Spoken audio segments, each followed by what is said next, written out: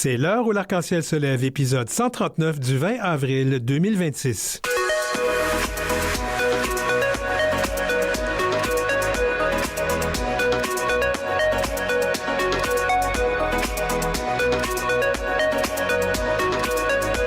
Une grosse émission aujourd'hui. On va parler des préoccupations du Comité des droits de l'homme de l'ONU concernant la situation des personnes LGBTQIA+, au Canada. Retour des thérapies de conversion aux États-Unis ainsi que des législateurs de la Géorgie qui, eux, bloquent les projets de loi anti-queer à Make America Queer Always. Et puis, recul des droits trans au Portugal, mais une nouvelle loi contre les guet-apens sur Grindr en France à la chronique Transatlant Queer. Samia Amrani, porte-parole de la journée de visibilité lesbienne. Et on va parler aussi du mouvement noir et queer au Canada, toute première organisation nationale. Tout de suite à cette émission.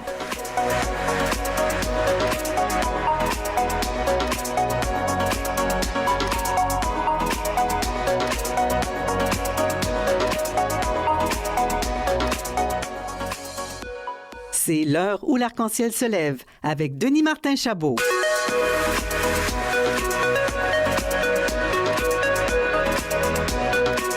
Actualité. Dans un rapport, le Comité des droits de l'homme de l'ONU pointe du doigt la situation des personnes LGBTQIA+, au Canada. Alors que le pays a longtemps été perçu comme un modèle de protection, ce document souligne des reculs inquiétants et un climat social de plus en plus hostile. Magali Boudon, tu es directrice générale du Conseil québécois LGBT. Merci d'être avec nous pour en parler. Bienvenue à l'émission, Magali. Salut Denis Martin, merci pour l'invitation. Alors, le Conseil québécois LGBT dit que l'ONU a entendu son cri du cœur. Pourquoi c'était nécessaire de porter les préoccupations du Conseil québécois LGBT et aussi de la Clinique internationale de la défense des droits de l'UQAM jusqu'aux Nations unies pour que la situation canadienne soit enfin prise au sérieux? Mais c'était pour nous une reconnaissance en fait de ce que les organismes disent depuis des années, puis c'est désormais confirmé par l'ONU, comme tu l'as bien dit. C'est pour nous, il y a eu des dizaines de rapports de recherche, des témoignages innombrables, des organisations, donc on n'est pas les seuls à avoir fait ces cris du cœur, et on n'a pas l'impression que les choses bougent pour autant, bien au contraire. Alors on espère que ce rapport pourra convaincre nos décideurs de l'importance d'agir. Donc on note que la tendance positive du Canada en matière de droits se renverse. C'est quoi les phénomènes précis documentés dans votre mémoire qui ont particulièrement été retenus par le comité? Ce comité a retenu en fait un recul particulièrement au niveau des provinces. En fait, on a vu au Québec, en Alberta, en Saskatchewan, différentes directives, règlements ou lois se mettre en place dans les dernières années et qui venaient en fait soit limiter, soit complètement créer un recul des droits, ou alors ne pas en fait favoriser la sensibilisation, la prévention envers les personnes LGBTQ+. Le comité souligne aussi une prévalence alarmante du harcèlement, de l'exclusion sociale. Au-delà de ce constat, l'ONU appelle en fait à des campagnes d'information et des programmes éducatifs dans les écoles. Alors, quelle forme concrète ces mesures-là devraient prendre au Québec et au Canada pour contrer efficacement les stéréotypes? Mais en fait, il y a deux avenues. La première avenue, elle est que les différents ministères de l'Éducation pourraient mettre en application en fait les cours, ce qu'on appelle les cours à la sexualité, de façon un peu basique, mais qui amènent justement dès le plus jeune âge, parce qu'il faut intervenir quand les enfants ont, en général entre 8 puis 12 ans, de pouvoir tout de suite sensibiliser, expliquer, et par le fait même avoir des conséquences sur leur j'ai envie de dire leur intolérance par la suite. Après ça, il y a évidemment le financement auprès des organismes communautaires qui font déjà tout ce travail de prévention dans les écoles, mais ce qu'on voit au jour d'aujourd'hui, ça va pas fort. Ouais. C'est non seulement ça va pas fort, mais on est en plus dans des contextes tellement de violence dans les écoles et d'intolérance que même les intervenants des organismes ne veulent plus y aller en ce moment. Là. Wow.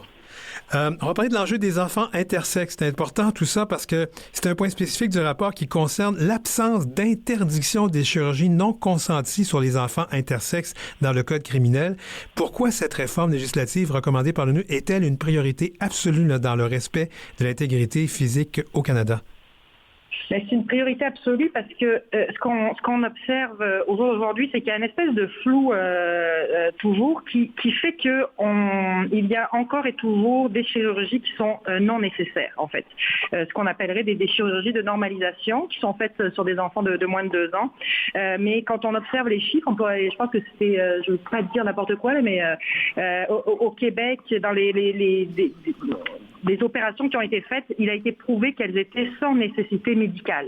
Donc il y a ce danger là pour l'enfant en tant que tel. C'était vraiment une décision des parents, des médecins en fait et de choisir au niveau de la chirurgie pour l'enfant finalement. Ouais, pour bien comprendre, les enfants intersexes viennent au monde puis c'est peut-être pas très clair quand on regarde c'est quoi le genre assigné à la naissance et on décide pour eux ou pour elles. Pour eux, ouais. Exactement. Ouais. Je pense des préjudices irréparables en fait, Tout à fait. Pour ce que ça va devenir. Tout à fait. Il faut avancer là-dessus. Ça fait des années que ça n'avance pas et qu'il reste ce flou-là qui malheureusement donc laisse la part belle à des décisions qui ne sont pas forcément dans l'intérêt de l'enfant. Alors maintenant, je terminerai là-dessus. Au Conseil, vous vous demandez si le gouvernement canadien fera preuve d'autant d'écoute que l'ONU. Ce serait quoi les premières étapes attendues des décideurs suite à la publication de ces observations? Nous, ce qu'on veut au Canada, c'est un cadre légal plus clair contre la haine, l'intimidation et la cyberintimidation. Donc, de cesser ce flou-là qui perdure encore, que ce soit, comme on l'a dit, au niveau des opérations, mais aussi au niveau des thérapies de conversion, par exemple. Ça fait, je ne sais pas combien de temps qu'on n'a pas vu une grosse campagne au Canada. On serait dû d'une campagne contre la haine pour qu'on se sente à nouveau protégé par nos décideurs politiques. Magali Boudon, c'était clair tout ça. Merci beaucoup. Vous êtes directrice générale du Conseil québécois LGBT. Merci beaucoup d'avoir été avec nous. Merci Martin, bonne journée. Merci. C'est l'heure où l'arc-en-ciel se lève avec Denis Martin Chabot.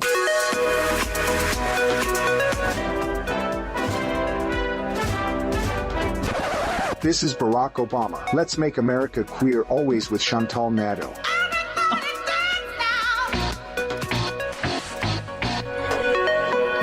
Je sais que t'aimes ça, cette présentation-là. Chantal Nadeau, qui est professeure d'études féministes et de genre à l'Université de l'Illinois.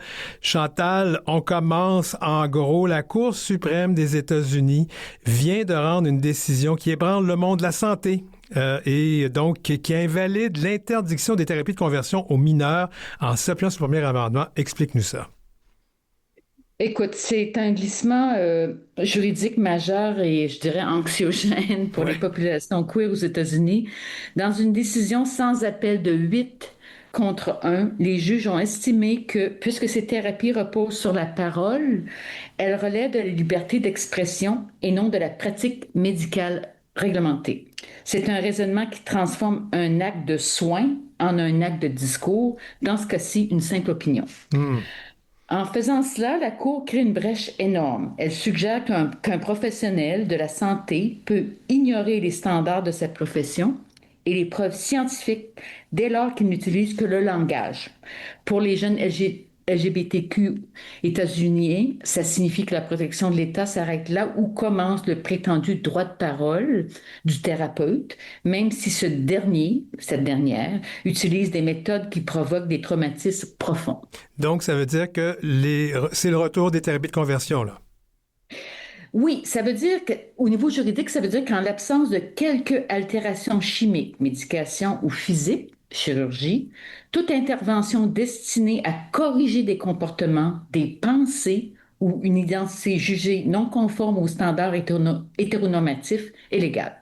Aïe, aïe, aïe, aïe, aïe. Bon, mais l'ONU avait quand même qualifié les thérapies de conversion de torture. Oui, en effet, mais comme tu sais, l'ONU a un pouvoir moral et non juridique. Ouais. Alors, il faut savoir, pour avoir des statistiques aux États-Unis, qu'est-ce qui se passe avec les thérapies de conversion? J'ai fait un décompte dans les États. Il faut savoir qu'en ce moment, il y a 23 États qui ont jugé illégales les thérapies de conversion, 4 États qui restreignent les thérapies de conversion, mais n'interdisent pas à certains professionnels de la santé dûment accrédités de dispenser des soins de conversion, et 5 États, tous du Sud, je parle du Sud continental, interdisent toute loi prescrivant les thérapies de conversion, ce qui nous laisse avec 18 États avec un vide juridique. Bon. Ben, cela dit, il y avait pas... C'est pas tout le monde sur la Cour suprême qui était d'accord. Il y a eu la dissidence. La juge Ketanji Brown Jackson qui a publié une opinion dissidente extrêmement vigoureuse. Oui, la juge Jackson, brillante avocate progressiste et première femme noire nommée à la Cour suprême, rappelle une vérité fondamentale qui semble avoir échappé à ses collègues, incluant ses alliés libéraux Sotomayor et Kagan. La médecine n'est pas un débat d'idées, c'est une science basée sur des faits. Elle dénonce l'idée que les traitements par la parole seraient immunisés contre la réglementation sous prétexte qu'ils ne sont pas chirurgicaux. Elle insiste sur le fait que la société états-unienne a établi des normes claires pour protéger les citoyens contre l'incompétence et les traitements soi-disant préjudiciables.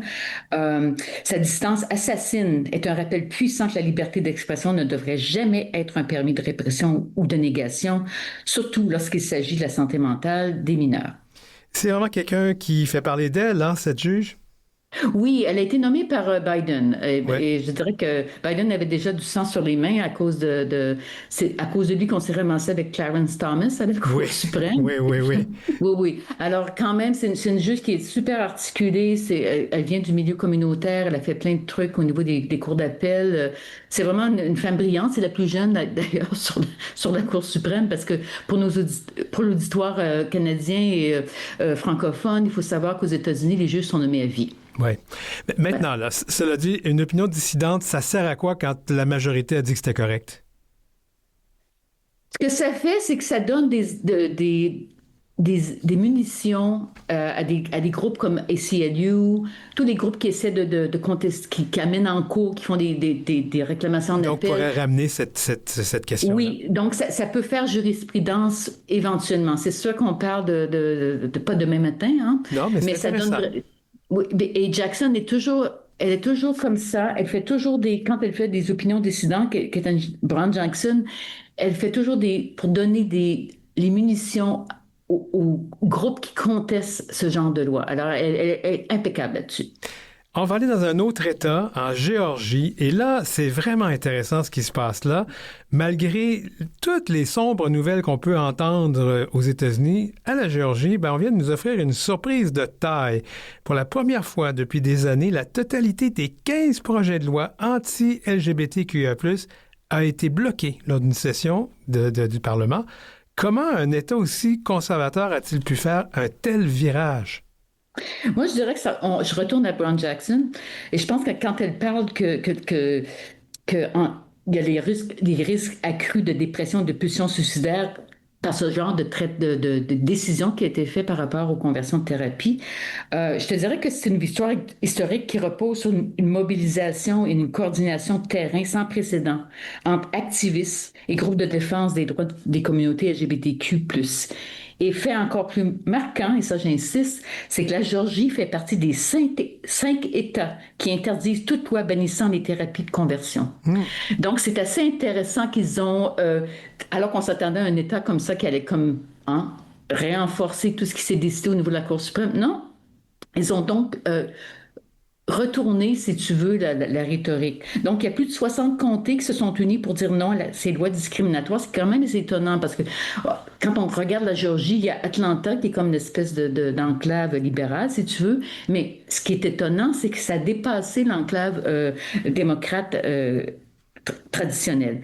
Ce qui est fascinant dans le changement de discours, les organisations comme Georgia Equality ont réussi à convaincre que ces soi-disant guerres culturelles étaient des distractions politiques et coûteuses, ce qui est toujours politiquement chanceux aux États-Unis.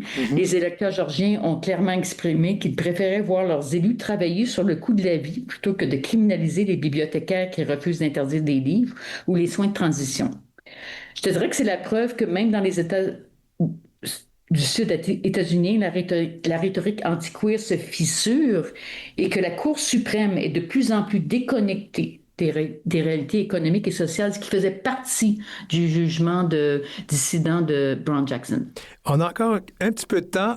Est-ce qu'on commence à avoir un effritement de ce mouvement MAGA, Make America Great Again, de M. Trump? Il me semble qu'il commence à avoir la vie plus difficile, Donald Trump. Mais là, il y a eu quand même, à savoir comment ça va se concrétiser dans les bulletins de vote, Ouais. ça c'est autre chose. Mais il y a certainement une fissure qui s'applique et même de voir la Géorgie qui, traditionnellement, on s'inquiète absolument pas de ce qui va se passer au niveau de... pour les républicains, la Géorgie, c'est toujours dans la poche, comme on dit, sauf Atlanta, mais Atlanta, c'est comme Austin au Texas, ça, Ouais. c'est autre chose. Mais on voit une fissure et ce qui se passe, c'est que la fissure, plus en plus, je pense que l'administration Trump a très mal jugé sa façon de se retourner. Bien sûr, il y a plein de théories conspirationnistes sur pourquoi l'administration Trump s'est tournée vers l'international.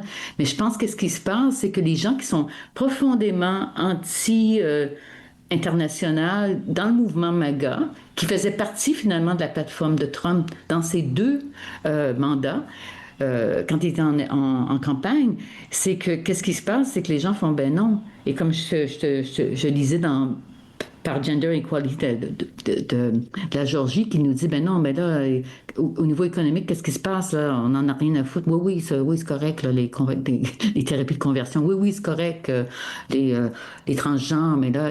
Donc, ça a complètement. Et c'est à ce niveau-là ça va peut-être. Je dirais que c'est à ce niveau-là que la fissure s'opère.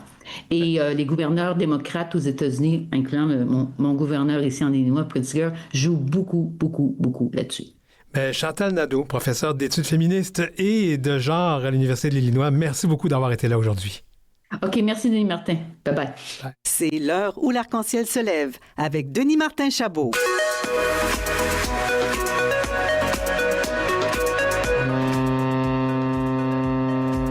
Ici Marine Le Pen.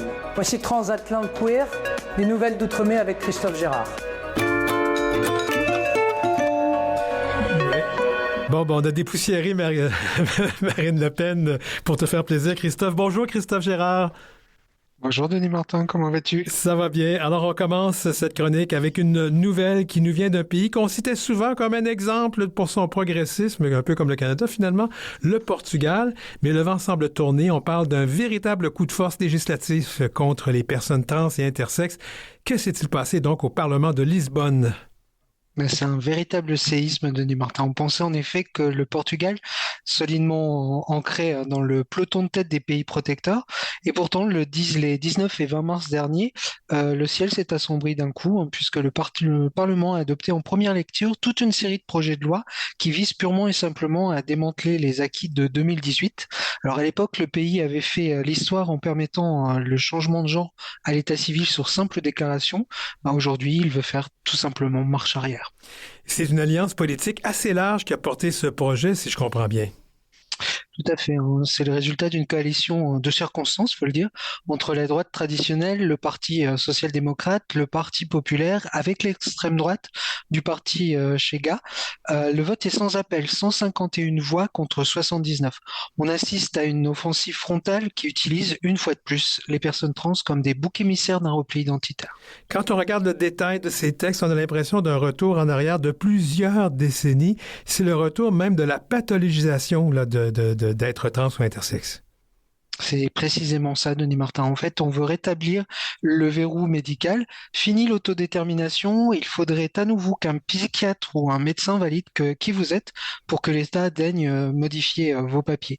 Et puis, c'est pas tout, hein, puisque les textes prévoient également de remonter l'âge légal pour le changement d'état civil de 16 à 18 ans, d'encadrer, faut comprendre par là, restreindre l'accès aux soins des transitions, et même d'instaurer une forme de censure scolaire, hein, sur les thématiques LGBTQIA+, un peu à la manière de ce qu'on a vu en Hongrie. Qui, on espère, va changer peut-être avec le nouveau gouvernement, mais ça, on va y revenir. Forcément, là, la communauté sur place ne reste pas silencieuse. Il y a eu des manifestations devant le Parlement. Tout à fait, hein. La riposte s'organise sous les drapeaux bleu, blanc et rose. Alors le message des manifestants est simple et limpide. Mon identité n'est pas un débat. Les associations telles que ILGA Europe ou TGEU sont en état d'alerte maximum. Ce qui est particulièrement cruel, c'est que ces textes menacent aussi les personnes intersexes en affaiblissant notamment les protections contre les mutilations médicales qui ne sont pas consenties. On s'attaque à l'intégrité physique et à la dignité sécurité la plus élémentaire. Christophe, le Portugal était un pionnier. Est-ce que ce retour en arrière risque de faire tache d'huile en Europe? C'est tout le danger, hein. L'ONG Forbidden Colors utilise une image qui est très juste. Les personnes trans sont un peu les canaris dans la mine. Elles sont les premières cibles des politiques réactionnaires, mais elles ne sont jamais les dernières. Et quand un pays comme le Portugal, qui était au sommet du Rainbow Bump, commence à vaciller, c'est toute l'architecture des droits humains en Europe qui est fragilisée. Et le passage de ces textes en commission sera un test de vérité. Alors, est-ce que le Portugal va choisir de rester une démocratie inclusive ou alors de céder aux sirènes de la réaction? En tout cas, une chose est sûre, Denis Martin, c'est que quand un pionnier recule, c'est nous tous qui perdons du terrain. Bon, tu continues avec un sujet qui touche au cœur de notre quotidien numérique. On le sait, pour beaucoup d'entre nous, les applications de rencontres sont devenues le passage obligé pour faire des connaissances. Mais ces espaces de drague se sont transformés pour certains en véritables terrains de chasse. Le gouvernement français vient de réagir avec une annonce de taille ce 23 mars dernier. On s'attaque enfin donc à ces guet-apens. Eh oui, enfin, c'est le mot. Il était temps que l'État siffle la fin de la récréation pour les prédateurs. C'est la ministre de l'égalité entre les femmes et les hommes et de la lutte contre les discriminations, Aurore Bergé, qui porte ce dossier. Elle tente ici de répondre à un constat absolument glaçant. Rien qu'en 2024, on recensait en France un guet-apens LGBT-phobe tous les 4 jours. Alors le mode opératoire est d'une cruauté chirurgicale et on a tous en tête le témoignage d'Eddie Reynaud que tu avais reçu il y a quelques semaines. Eddie, c'est un militant de chez SOS Homophobie et il te racontait ce rendez-vous à Nice, dans le quartier Pasteur, avec un faux profil Grindr, une impasse et soudain 2 agresseurs qui surgissent. Il a été projeté contre un mur, asphyxié et il raconte quand je me réveille, je marche courbé, je ne sais plus où je suis. C'est l'horreur absolue, d'autant que sa plainte a été classée sans suite. Alors, pour être clair, on ne parle pas de rencontres qui tournent mal, mais on parle vraiment de crimes de haine prémédités. Wow. Et pour contrer cela, donc, Aurore Bergé, le ministre de l'Égalité, a réuni les gérants du secteur. Qui a signé cette charte d'engagement? On a les poids lourds. Il y a Tinder, Grindr, Bumble, Happn. Alors c'est historique parce que la France devient le premier pays au monde à instaurer un tel niveau de coopération. Alors l'idée, c'est de briser le sentiment d'impunité derrière l'écran. Concrètement, la charte prévoit un accès facilité aux données des agresseurs pour la police et surtout un bannissement croisé. En fait, si tu te fais virer d'une application pour comportement violent, tu ne pourras pas aller recréer un profil sur une autre application. Ah bon, OK. Justement, sur la question des profils, il y a toujours cette peur de perdre l'anonymat, qui est parfois une protection vitale pour les membres de notre communauté, ou de nos communautés, je devrais dire. Comment la ministre compte-t-elle s'y prendre? C'est un point d'équilibre délicat. La ministre se veut rassurante. En fait, l'objectif, c'est pas de forcer les gens à afficher son nom et son prénom en public. Loin de là, on parle de généraliser le profil vérifié. En interne, c'est-à-dire par un selfie ou une pièce d'identité, l'utilisateur pourra ensuite choisir de ne filtrer que les profils certifiés. Alors, c'est une façon de réduire drastiquement le risque de tomber sur un catfish malveillant sans pour autant sortir du placard de force. Alors, les associations comme SOS Homophobie ou Stop Homophobie en Europe ou en France ont beaucoup poussé pour cette signature. Elles sont satisfaites du résultat? C'est une victoire pour elles, c'est indéniable. Elles seront aux premières loges pour former les modérateurs et élaborer les messages de prévention. Mais il y a un mais. Stop Homophobie a noté avec amertume que certains acteurs, pourtant présents aux discussions, n'ont pas encore signé. Alors on parle de Scruff, Hornet ou Romeo. La porte reste ouverte, mais le message est clair. Pour être efficace, la sécurité ne peut pas être une option à la carte. Et au-delà des agressions physiques, les associations demandent déjà d'élargir ce combat à d'autres réalités comme le chemsex. Absolument, la sécurité, c'est quelque chose de global.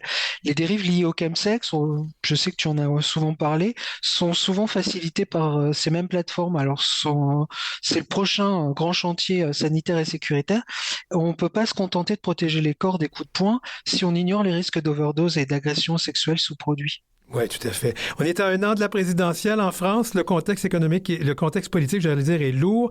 Est-ce qu'il y a une part de calcul politique dans cette annonce? Bah, on va pas se mentir, hein, Denis Martin, le gouvernement voit les sondages. J'en parlais le mois dernier, il y a 27% de l'électorat LGBT qui serait tenté par le Rassemblement national. Alors c'est paradoxal quand on regarde le bilan de ce parti qui est d'extrême droite, même s'il s'en défend. Le RN, c'est une constante d'abstention ou de vote contre nos droits au Parlement européen, mais également à l'Assemblée nationale. Par exemple, contre la reconnaissance de l'homoparentalité, contre la condamnation des zones sans LGBT en Pologne, ou encore l'interdiction des thérapies de conversion. Il ne faut pas oublier les liens avec le Hongrois Viktor Orban, tu en parlais tout à l'heure, il a Oui. été battu récemment, c'était le 12 avril, lors des élections législatives en Hongrie. Il a été battu par quelqu'un qui s'appelle Péter Magyar. Alors, pour nous, ça va pas changer grand-chose hein, pour la communauté LGBT. Ce monsieur est issu du parti d'Orban à la base. C'est un conservateur, certes pro-européen, mais il reste conservateur. Il a fait son programme vraiment sur l'économie et il est resté très ambigu sur les droits LGBT dans son pays. À suivre. Donc, il nous reste 2 minutes. On va aller tout de suite du côté est et sud de l'Europe. On a souvent dépeint ces régions comme étant des bastions de résistance conservatrice, mais depuis le 20 mars, vendredi 20 mars, 2 décisions de justice majeures sont tombées. On commence par la Grèce. Tout à fait, hein, c'est ce qu'on appelle bétonner une réforme. Alors, tu t'en souviens, en 2024, la Grèce avait créé la surprise en devenant le premier pays chrétien orthodoxe à légaliser le mariage et l'adoption. Mais les opposants et l'Église, notamment, n'avaient pas dit leur dernier mot et ils ont saisi le Conseil d'État pour tenter de faire annuler les modalités d'application et notamment sur l'état civil. Et la réponse des juges est tombée le 20 mars comme un coup près. Leurs recours sont rejetés. Bon, that's it. On va aller tout de suite en Pologne parce que là aussi, il se passe de quoi sur le mariage toujours. Tout à fait, hein. C'est une victoire pragmatique mais capitale. La Cour administrative suprême de Pologne a annulé le refus d'une administration de transcrire un acte de mariage conclu à l'étranger entre deux personnes de même sexe. Alors jusqu'ici, c'était un parcours du combattant. Si tu te mariais par exemple en France ou en Espagne, une fois rentré en Pologne, tu redevenais un célibataire aux yeux de l'État. La justice polonaise vient de dire que tout ça, c'est fini. Mais ça veut pas dire qu'on reconnaît le mariage homosexuel, du moins pas pour le moment en Pologne, là. Non, ça reste la définition du mariage, en tout cas, reste inchangée en Pologne, mais la Cour s'aligne sur le droit européen et ça, c'est une victoire hein, pour garantir la liberté de circulation et le respect de la vie familiale. L'administration est désormais obligée de prendre en compte les unions de personnes de même sexe. Christophe Gérard, qu'on rejoint en banlieue de Paris, ou j'aurais peut-être pu dire en région, plus en province, à Mérou, et qui est aussi le rédacteur du blog Queer de Rien. Merci beaucoup. Merci à toi, à bientôt, Denis.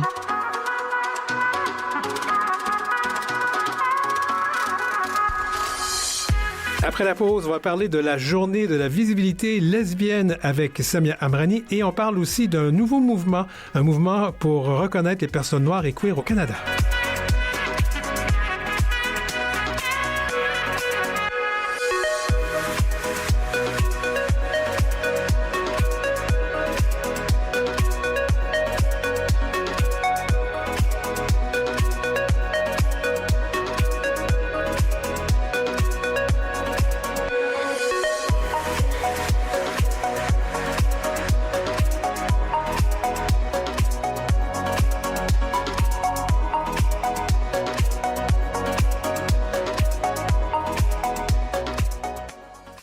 C'est l'heure où l'arc-en-ciel se lève avec Denis Martin Chabot.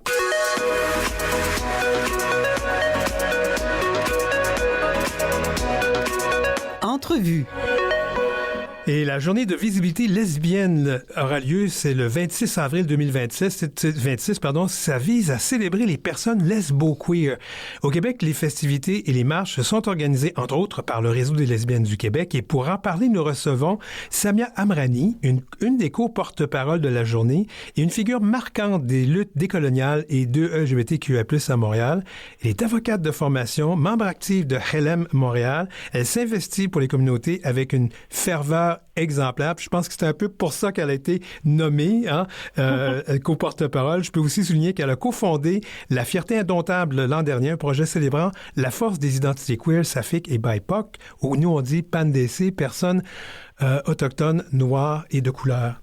Samia, Comment reçois-tu cet hommage d'être co-porte-parole de la Journée de visibilité lesbienne? Salut Denis Martin, ça va bien? Salut! J'aurais dû te dire un petit bonjour avant de commencer. Oui. Oui, ça va bien, ça va bien. Oui. Écoute, je le prends avec énormément d'humilité, mais aussi comme un gros câlin, puis vraiment un baume sur le cœur. Puis c'est vraiment un titre que je porte pas à titre personnel, je le porte vraiment au nom de toutes les personnes qui s'impliquent avec moi là depuis les 10 dernières années et plus, que ce soit pour les luttes justement de personnes queer racisées ou au sein de la Fierté indomptable ou Helem Montréal. C'est vraiment un honneur en fait. Ça a été hyper émouvant et touchant pour moi de recevoir cette nomination, surtout auprès de mes co-porte-paroles qui sont elles aussi incroyables. Donc, Florence et Anne-Sara de Pas peu fière, puis l'incroyable Manon Massé, là, c'est quand même tout un honneur. Tout à fait. On va parler de ton implication auprès d'abord de Helem Montréal. Tu travailles donc avec des personnes queer ou de LGBTQIA+, de la région. Puis là, j'ai lu SWAMNA. SWAMNA, c'est quoi? SWANA, c'est en fait un terme décolonial pour parler du Moyen-Orient. Donc, c'est Southwest Asia and North Africa en anglais. Okay. Puis, je veux juste recontextualiser un petit peu là, mon travail avec Helem, comme tu le dis. Je pense que c'est important de remettre en contexte, là, surtout dans le contexte actuel avec le communautaire à bout et toute la levée du communautaire en fait par rapport aux conditions actuelles. Helem, c'est pas un organisme qui a des employés. Donc, tout ce qu'on fait comme travail, c'est vraiment à titre bénévole. Et d'ailleurs, tout notre travail des dernières années nous a beaucoup essoufflés. En ce moment, on est en recrutement de nouvelles personnes pour rejoindre notre mission. Donc, on espère pouvoir repartir d'un feu nouveau là, pour les prochaines années. C'est quand même du travail important parce qu'on connaît un peu là, ce qui se passe présentement au niveau des... Comment je pourrais dire? La parole raciste décomplexée, tu l'as vécu, hein? Oui, exactement. Non, mais c'est ça. C'est pour ça que c'est important pour moi, parce que, comme tu l'as nommé, là, je suis avocate, donc j'ai quand même un 9 à 5, j'ai mon emploi à temps plein, puis je m'implique aussi auprès d'autres organismes, etc. Donc, c'est sûr qu'on a besoin de mains, et je voudrais pas que le projet tombe à l'eau juste par essoufflement. On veut pas donner raison à ce racisme, comme tu dis, banalisé, normalisé. Donc, j'espère vraiment là qu'on va trouver les porteurs de cette voie-là pour la suite. Alors, comment la question de la visibilité lesbienne ou lesbo-queer se croise-t-elle avec les réalités décoloniales que tu défends? Je dirais que toutes nos luttes sont interconnectées. Quand on parle de queerness, on doit aller plus loin puis chercher d'où ça vient ces luttes, puis pourquoi aujourd'hui on peut bénéficier d'autant de droits ici, par exemple au Québec, au Canada. Il y a eu des pionnières avant nous, des pionniers et des pionnières avant nous qui se sont battus pour que ces droits soient acceptés, qu'on puisse vivre en fait notre amour et notre identité de manière libre. Et je pense que ce type de lutte, là, cet exemple, ce schéma de lutte peut être copié-collé là, pour toutes les autres, notamment les luttes décoloniales. Et dans le contexte qui me concerne, j'imagine que tu penses à ma lutte là, par rapport à ce qui se passe en Palestine. Oui. Je pense que ça peut être, c'est ça, on peut extrapoler là puis appliquer ce modèle de lutte pour toutes les luttes. Parce que tu es vraiment une personne impliquée et qui est toujours disponible quand on veut lui parler. Puis ça, je trouve que c'est important. Non, c'est très important parce que ce sont des sujets qui doivent être discutés, même s'ils ne sont pas populaires et même si ce qu'on dit ne fait pas toujours plaisir aux gens, c'est quand même des choses qui doivent être dites. Alors, quels sont les obstacles spécifiques auxquels les femmes lesbo-queer font face dans cette intersection? Mais je te dirais que déjà, en général, en plus de l'homophobie, de la queerness ambiante, il y a du sexisme, de la misogynie. Donc, tu peux bien t'imaginer que quand tu es représentant non seulement de la gente féminine, mais en plus de la communauté LGBT, il y a une intersection de lutte qui existe. Et après, on peut aller rajouter d'autres oppressions. Donc, par exemple, une femme lesbienne qui est en plus grosse ou qui est en plus racisée, qui est en plus handicapée, qui est en plus neurodivergente. Ça fait juste de plus en plus d'oppression et je suis vraiment fière d'avoir été choisie pour être co-porte-parole parce que je suis une femme racisée, donc ça me fait plaisir de pouvoir aussi étendre ces voix-là.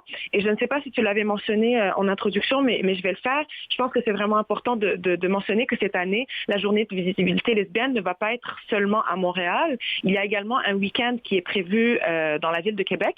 Oui. Et je pense que c'est vraiment cool parce que on nous parle souvent de Montréalocentrisme, l'androcentrisme et c'était vraiment des thèmes là qui a été abordé avec le RLQ quand ils nous ont contactés pour faire le co-porte-parole là. C'était qu'ils voulaient rendre un petit peu rendre ça plus accessible là, à travers le Québec. Moi-même là je viens de Trois-Rivières, donc ça m'a fait vraiment plaisir de l'apprendre et je pense que c'est important de continuer de rendre ça encore plus large. Québec c'est bien, Montréal c'est extraordinaire, mais je pense que dans les années futures il va falloir aussi essayer d'aller rejoindre plus de gens dans les régions parce que nos luttes queer n'existent pas que dans les grands centres, au contraire, et parfois elles sont invisibilisées ou oubliées parce qu'elles sont dans des régions plus éloignées.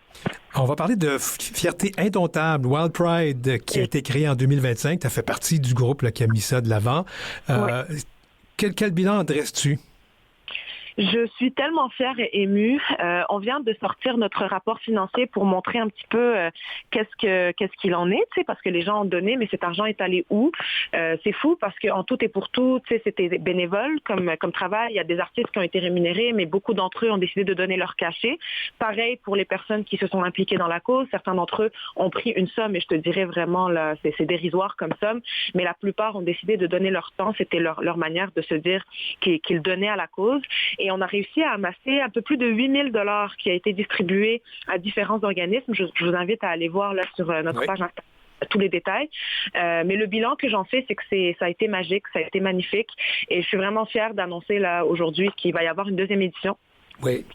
La deuxième édition est en préparation et je pense que ça devrait mieux se passer peut-être dans le sens où on était une toute petite équipe pour la première édition. Là, on est allé recruter, donc on est une équipe, je pense, d'à peu près 25 personnes.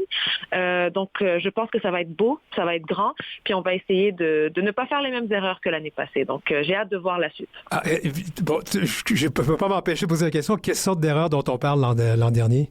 Mais je pense que c'est des erreurs qui ont eu des impacts notamment sur notre niveau d'énergie et de fatigue parce que juste on s'attendait pas à ce que ce soit reçu avec autant d'enthousiasme et on a dû donc rectifier le tir et donner beaucoup plus que ce qu'on était supposé donner. C'est comme moi par exemple au début j'avais dit que j'allais donner peut-être 5 à 10 heures par semaine et finalement vu l'engouement j'ai dû donner pas mal plus de temps. Donc c'est une des raisons pourquoi on a agrandi l'équipe. Je pense qu'il faut aussi le mentionner là, mais on n'a pas pu être aussi inclusif qu'on aurait voulu l'être. Je pense que c'est important cette année d'essayer de vérifier, de faire attention là, puis de voir les erreurs qu'on a fait à ce niveau-là aussi. Je pense que tu étais une des personnes qui l'avait mentionné d'ailleurs, Denis Martin, mais ne serait-ce que par rapport à la langue française, là, il y a beaucoup de choses qui avaient été reprochées par rapport à ça. Donc c'est quelque chose qu'on garde vraiment en mémoire et comme je te l'ai dit, là, vraiment être plus inclusif, accueillir le plus de groupes intersectionnels possible. Je pense qu'on fait toujours de notre mieux, mais je pense qu'on peut toujours aller plus loin. Fierté Montréal a quand même changé. Hein? Je pense qu'il y a eu tout un effet. Il y a eu tout cette espèce de mouvement qui a eu lieu parce qu'au-delà de Fierté Indomptable, il y a eu tout un mouvement communautaire qui a remis en question certaines choses à Fierté Montréal. Et on sait que, en fait, le conseil d'administration, beaucoup d'employés, ça a changé. Est-ce que tu es plus à l'aise vis-à-vis Fierté Montréal que tu l'étais peut-être l'an dernier? Je ne veux pas trop me prononcer parce que c'est vraiment pas à moi de mentionner quoi que ce soit tant que ça n'a pas été discuté avec le reste de l'équipe. Mais je veux juste dire que j'ai eu la chance de rencontrer Higino, notamment, là, le nouveau directeur général. Montero, oui.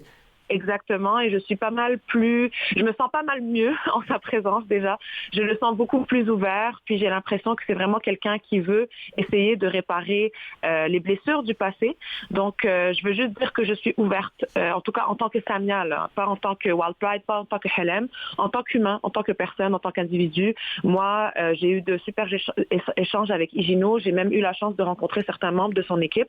Donc, écoute, si ce n'est que d'un niveau personnel, moi je suis ouverte et quand même apaisée d'une certaine manière, mais ce n'est que l'avenir qui nous révélera là, ce qu'on doit faire avec fierté, est-ce qu'on peut leur faire confiance ou pas. Et comme je te dis, par rapport à la fierté indomptable, puis Helem, ce sera aussi des discussions là à venir parce que au jour d'aujourd'hui, je ne peux pas te donner plus d'informations sur nos échanges. Bon, parlons de cette journée-là. On parle de découvrir, remercier, festoyer. Au-delà de la célébration, c'est quoi l'enjeu politique là, de rendre visibles les personnes lesbo-queer dans un climat social qui, on l'a identifié, c'est pas facile ces jours-ci sur les questions de genre et d'identité sexuelle? Je sais pas pour toi, mais moi, à chaque fois que je suis entourée de gens qui me ressemblent, je me sens mieux. Puis si ce n'est que pour ça, je pense que c'est important de prendre un moment pour se célébrer, pour se rappeler qu'on a le droit d'exister, puis se rappeler aussi, encore, tu sais, comme on le mentionne depuis le début de cette entrevue, là, l'importance des gens qui ont lutté pour nous. Donc, ne serait-ce que pour ça, je pense que c'est important. D'ailleurs, j'ai été invitée pour donc la première fin de semaine, le 25-26, c'est à Québec, puis la deuxième fin de semaine, c'est le 2 et le 3 mai, si je ne me trompe pas, à Montréal. Donc, pour la fin de semaine du 2-3 mai à Montréal, j'ai été invitée à être sur un panel avec d'autres Power Gwyn, qu'on nous appelle, là, du communautaire. Et j'ai bien hâte, parce que je pense que ça va être un échange important pour se rappeler, oui, nos luttes, mais aussi se rappeler tout le travail extraordinaire qu'on fait dans le communautaire. J'adore ce terme Power Gwyn, c'est vraiment... Il n'y a que vous autres pour penser à ces idées-là. Hein? C'est beau, hein? C'est beau. Non, c'est beau quand même. Se réapproprier ces termes-là. Tu sais, le terme Gwyn peut être un terme péjoratif, mais peut aussi être un terme qui redonne du pouvoir aux gens. C'est important de le souligner. Moi, je le prends comme ça. Je le prends comme ça. Hey, on peut-tu parler de toi? Parce que là, on parle que tu es une personne racisée, puis j'ai pas osé le dire moi-même. Comment tu te définis? Qui es-tu, Samia? C'est la première fois qu'on pose cette question, je pense, on air. Puis on the spot comme ça, oui.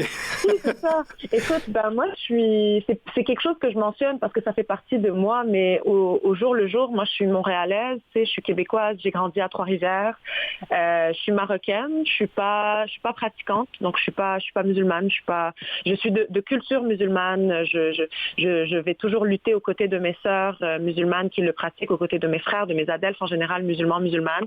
Par contre, je ne suis pas pratiquante, bien que c'est la culture dans laquelle j'ai grandi. Je suis avocate en immigration, donc c'est un peu ça qui occupe mes journées.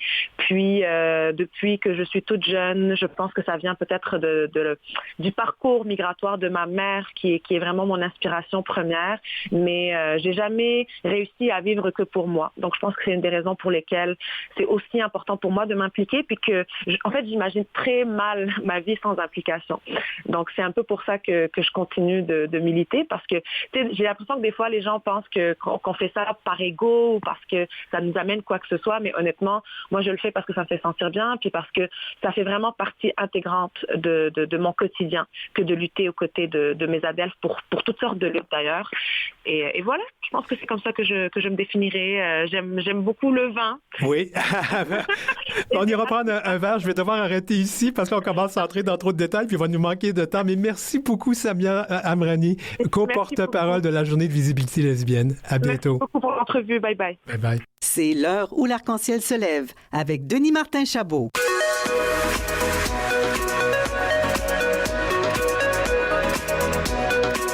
Actualité.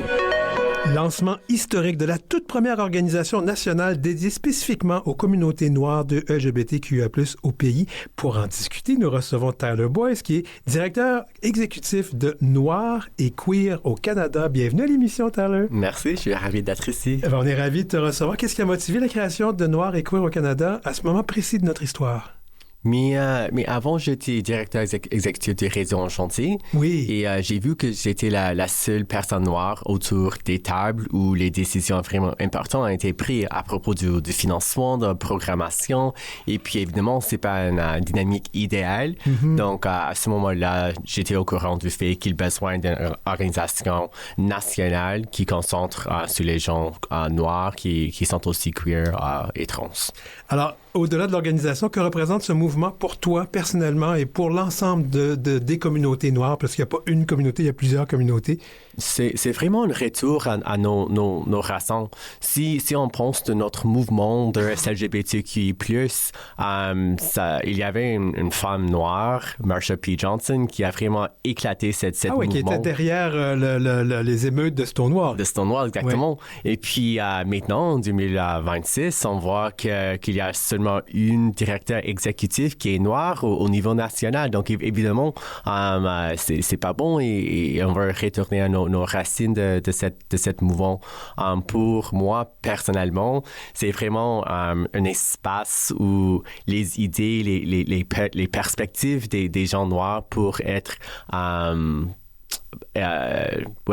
écoutées. Mm-hmm. Et où on ne doit pas comme essayer de combattre le racisme avant d'être entendu, mais jusqu'au début, on peut partager nos idées et informer les politiques et les programmes qui touchent nos vies. Noir et queer au Canada, on a l'impression de passer de l'invisibilité à l'influence. Est-ce que je me trompe? C'est ça? C'est trompant. Quels ont été les principaux obstacles systémiques qui ont maintenu les personnes noires de LGBTQIA+, ou de la diversité sexuelle et de genre dans l'ombre jusqu'à aujourd'hui? Donc, maintenant, comme c'est vraiment une question de leadership, si on n'a pas les gens qui nous raisonnent aux tables où les décisions sont prises, on n'est pas là. Je t'interromps, on va voir une citation de Mark Carney: quand on n'est pas assis à la table, on est sur le menu, quoi. Exactement, à Davos.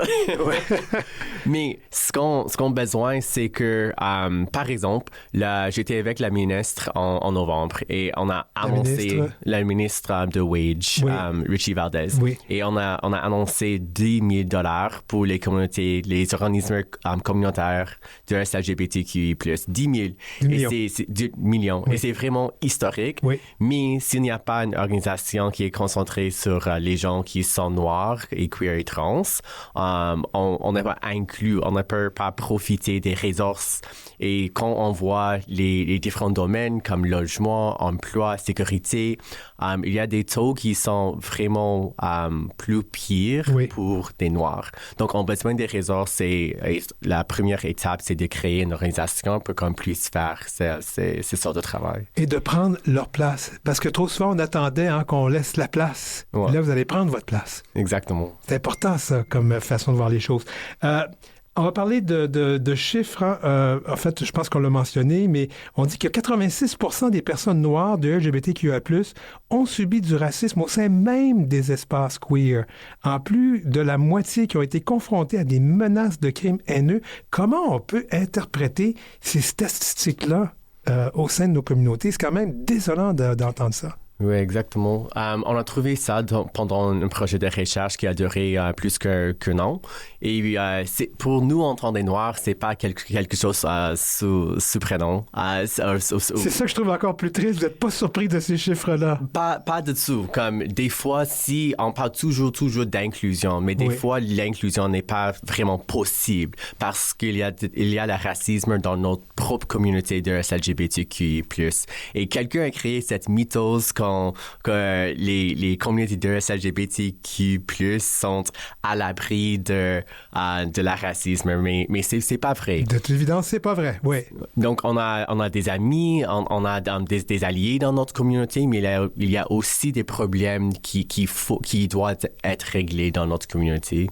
Et ça veut dire quoi aussi sur l'urgence d'agir quand on voit ces chiffres-là? Mais c'est vraiment un contexte d'urgence. Si on parle des crimes haineux, on sait que les crimes contre la communauté de LGBTQI+, sont l'un des plus violents. Oui. Mais les crimes haineux qui sont les plus communs au Canada sont envers des Noirs. Donc, si on n'est pas dans des espaces où les décisions sont prises, où les ressources, où on discute le financement de notre mouvement, on ne peut pas régler ces mauvais taux de haine. Oui. Donc, votre organisme va se concentrer beaucoup sur la recherche. On veut du changement politique. On va au-delà de la simple visibilité. Remarque, c'est important d'être vu, mais on va aller plus loin que ça. Alors, qu'est-ce qu'on peut dire de votre collaboration actuelle avec le gouvernement fédéral pour faire progresser l'équité en emploi pour les fonctionnaires noirs et queer? Oui, donc vraiment, c'est un de notre environ de focus. On veut assurer que les gens noirs et queer ont à la base la possibilité d'avoir des emplois qui sont dignes, les emplois qui sont stables, pour qu'ils puissent régler leurs propres problèmes. Mais ça commence avec le logement, mais ça commence aussi avec l'emploi. Et nous avons des partenariats partout au Canada pour régler ces problèmes, pour créer des opportunités d'emploi. Est-ce que je peux t'amener sur un terrain qui est peut-être un peu délicat, mais il faut en parler? Beaucoup de personnes vont dire, être queer dans les communautés noires, c'est souvent pas bien vu. Alors, il y a comme il y a comme vous subissez un peu de discrimination vis-à-vis les personnes blanches, mais même au sein de vos propres communautés. Est-ce qu'il y a un travail à faire auprès des communautés noires, tu penses? Bien sûr, il y a de travail à faire, mais il y a aussi de travail à faire de raconter nos propres histoires. Oui. Parce que toujours, il y a cette mythose envers les mythologies à propos des communautés noires qui sont plus homophobes que des autres communautés, mais c'est pas vrai. Mais la raison que cette histoire est partout, c'est parce que on n'a pas une organisation comme Noir et Queer au Canada pour qu'on puisse raconter nos propres histoires, nos propres perspectives et expériences dans notre propre communauté. Donc, oui, il y a du travail à faire dans la communauté noire, mais il y a le travail à faire dans toutes les communautés. Toutes les communautés sont au même niveau. Et finalement, c'est toujours un peu... Et j'ai posé la question en sachant très bien que je m'en allais là parce que c'est une vue qui est quand même très raciste de penser que les communautés noires sont moins ouvertes vis-à-vis les personnes homosexuelles. Exactement ça, ouais. Que dire aussi des communautés queer? Là, on a dit, parfois, c'est sûr qu'il y a de la discrimination. Il y a plusieurs sortes de discrimination. Puis là, je vais t'amener sur un autre terrain qui est un peu délicat, mais tout ce terrain de ce qu'on appelle l'objectivisation surtout chez les hommes gays, des hommes noirs. Est-ce que c'est quelque chose qui est omniprésent ou je me trompe? Non, c'est bien sûr omniprésent et c'est à cause des stéréotypes. Et la chose qu'au Noir et Queer au Canada, on est concentré sur de mettre la confiance, même ou uniquement comme dans les jeunes, pour qu'ils puissent le voir d'une façon qui est beaucoup plus grande des stéréotypes qui existent, ne sont pas juste les stéréotypes, mais ils sont des individuels aussi avec leur propre intérêt et tout ça. Et il faut être apprécié comme ça. Oui, je ne vais pas entendre les détails, mais je pense que les gens comprennent où est-ce que je voulais aller avec ça parce que c'est souvent un des problèmes que beaucoup de personnes, d'hommes noirs, queer que je connais, me racontent. Puis je me dis, mais c'est pas croyable qu'en 2026, on est encore là. Exactement. Il y a encore du travail à faire. L'organisme aspire à ce que les communautés s'épanouissent dans la sécurité et l'autodétermination. Alors, quel message on peut envoyer aux jeunes noirs et queer qui cherchent aujourd'hui des espaces où ils peuvent enfin rêver d'être qui ils ou elles sont sans limite? Mais en premier, c'est juste à dire qu'ils sont parfaits. Vous êtes parfaits comme vous êtes. Des fois, c'est difficile d'imaginer un monde qu'on n'a jamais vu avant. Oui. Donc, de voir comme la représentation d'une organisation nationale noire et queer au Canada pour voir qu'on n'est pas seul, mais en fait, on est parti d'une coalition, communauté partout au Canada.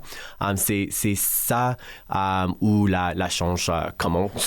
Donc, je veux que les gens sont au courant du fait qu'ils ne sont pas seuls. On est là, moi, je suis là, et on a du travail à faire, mais on va faire ce travail ensemble.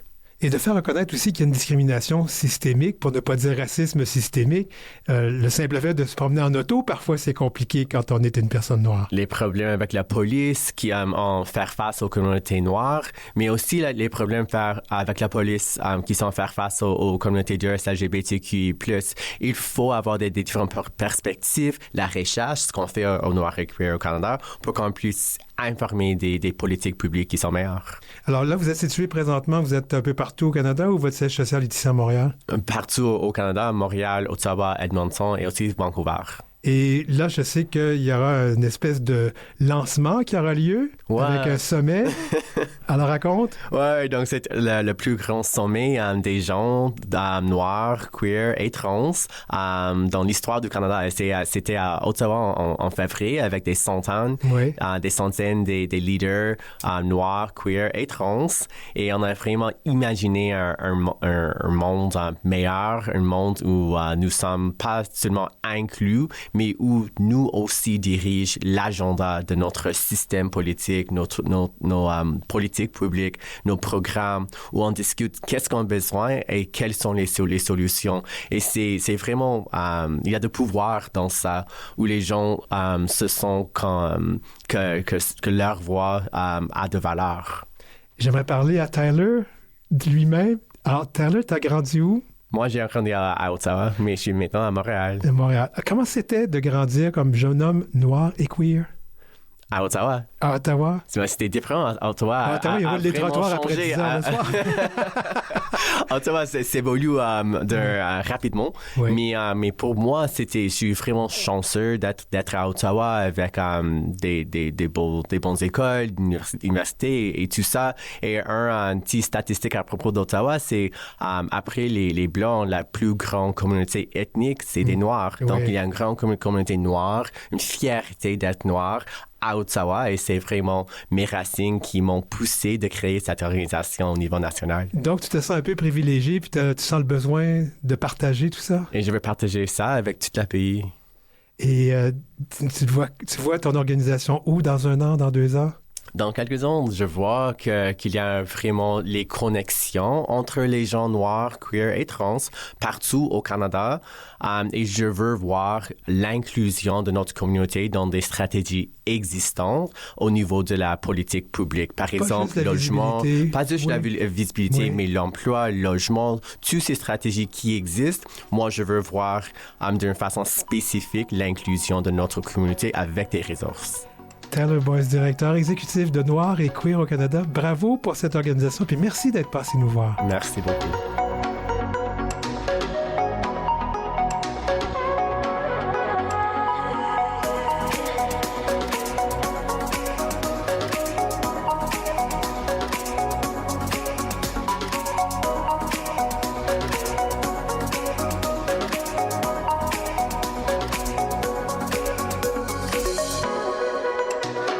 Cet épisode 139 de l'heure où l'arc-en-ciel se lève tire à sa fin. Un grand merci à nos invités et collaborateurs du jour, Magali Boudon, Chantal Nadeau, Christophe Gérard, Samia Amrani et Tyler Boyce.